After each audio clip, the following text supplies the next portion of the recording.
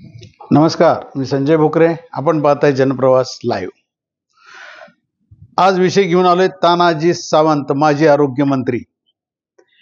हे काही कटकारस्थान करतायत का एकनाथ शिंदे उपमुख्यमंत्री यांच्या विरोधात? शिवसेनेमध्ये ते बंड करून उठणार आहेत का?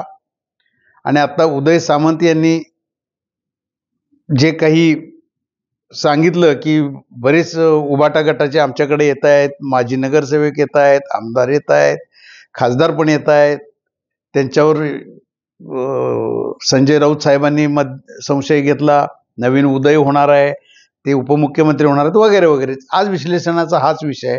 तानाजी सावंत याच्यात मुख्य आहेत का?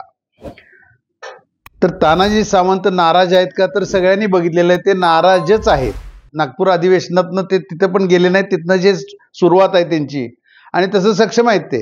गटबाजी, आपला गट तयार करणं, हे एकनाथ भाऊना म्हणजे एकनाथ शिंदेना काय माहित नाही का? सगळं माहिती आहे.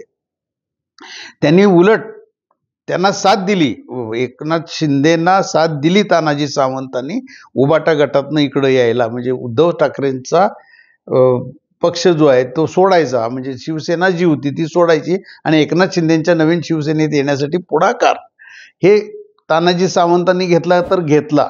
त्यावेळेला ते एकनिष्ठ होते तर होते, पण तसंच त्यांनी मंत्रिपद सुद्धा दिलं ना. एकनाथ शिंदेनी तानाजी सावंतांना काय कमी केलं? तर मंत्रिपद दिलं, परंतु त्याच्यानंतर जे आरोप, त्यांचं वागणं, अगदी मुख्यमंत्र्यांना सुद्धा मी विचारत नाही, ही त्यांची भाषा, मीडियात हे सगळं आले. नंतर मीडियावरच राग काढायचा, मीडियाला सुद्धा टार्गेट करायचं. कॅबिनेट बैठकीत जायचं आणि कॅबिनेट बैठकीतनं मी बाहेर आल्यानंतर उलट्या करतो, म्हणजे तुम्ही राष्ट्रवादीवर पण अटॅक करायचे.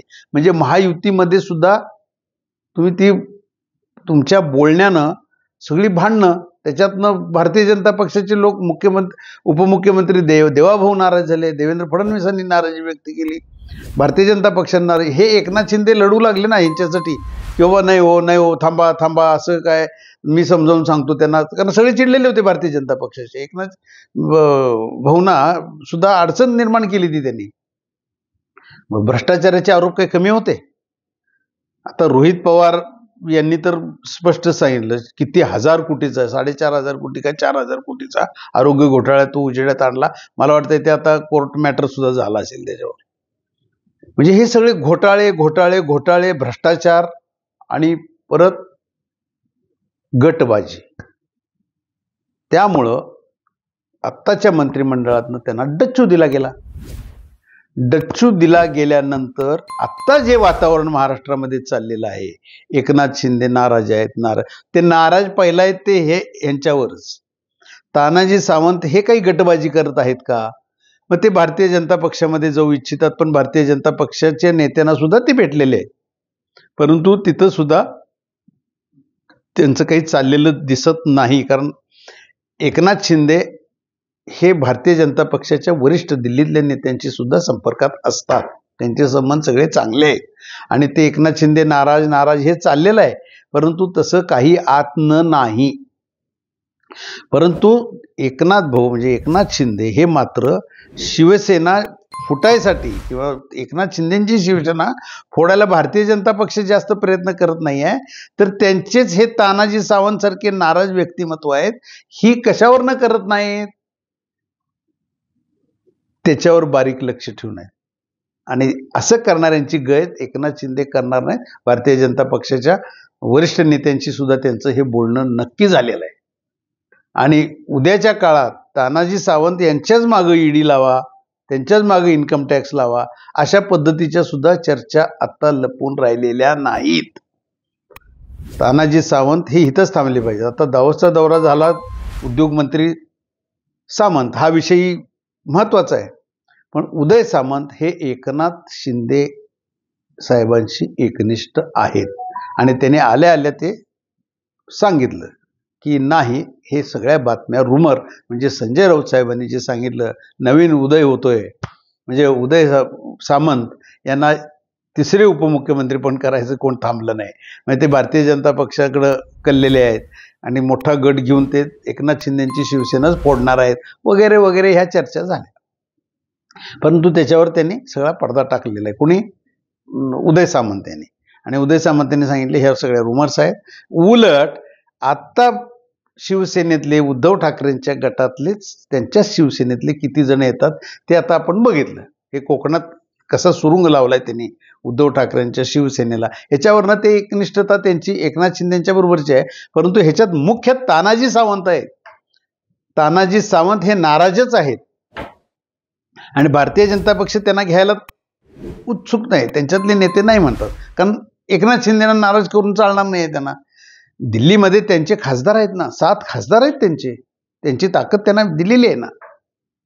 आणि एवढ्या तेवढ्या गोष्टीवरनं लगेच हे मोडेल, महायुती तुटेल, हे मांडे खायला विरोधक बसलेलेच आहेत. पण तसं दिसत नाही. त्याच्यावरनं विश्लेषण करताना आम्ही एवढंच करू की तानाजी सावंत मात्र एकनाथ शिंदेच्या विरोधात त्यांनी शड्डू मारलेलाच आहे आणि ते रुसून बसलेलेच आहेत.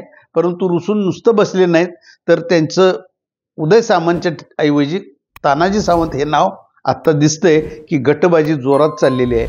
आणि कदाचित भारतीय जनता पक्षात ते उडी वारतील हे पण भारतीय जनता पक्ष उत्सुक नसल्यामुळे ते थोडं तग धरून आहेत.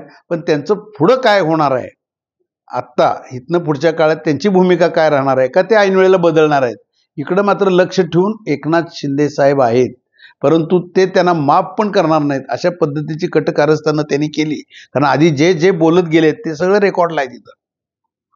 कसं ते बोलत गेले, कोणा सडेतोड बोलतात, पण ते बोलतात ते दुसऱ्याला लागण्यासारखं बोलतात ना. त्यामुळे ते आता शिवसेनेमध्ये अंतर्गत हे चालू आहे. परंतु तानाजी सावंत यांना एकनाथ शिंदेच्या शिवसेनेतले किती जण साथ देणार आहेत? केसरकर साथ देणार आहेत? कुणीही साथ देणार नाही, कारण सत्ता ह्यांच्याकडे आहे. कामं मतदारसंघातली करायची आहेत आणि तानाजी सावंतांना सुद्धा वेळ आली तर माघार घ्यावी लागेल. तानाजी सावंतांना सुद्धा हे आपला गट तयार करणं आणि अशी सत्ताधाऱ्यांचीच आपण गटबाजी करून किंवा शिवसेना फोडून परत काय उद्धव ठाकरेंच्याकडे जाणार आहे तुम्ही? काही होप्स आहेत? हे सुद्धा ते चाचपणी होणार ना. कोण आमदार जाणार अशा वेळेला? त्यामुळं आत्ता विश्लेषणाचा विषय जो मी घेतला ते तानाजी सावंत हेच आता एकनाथ भाऊंच्या रडारवर आलेले आहेत. उदय सामंत नाहीत. उदय सामंत यांनी एकनिष्ठता दाखवून दिलेली आहे. आज इथंच थांबू, उद्या पुढच्या भागात.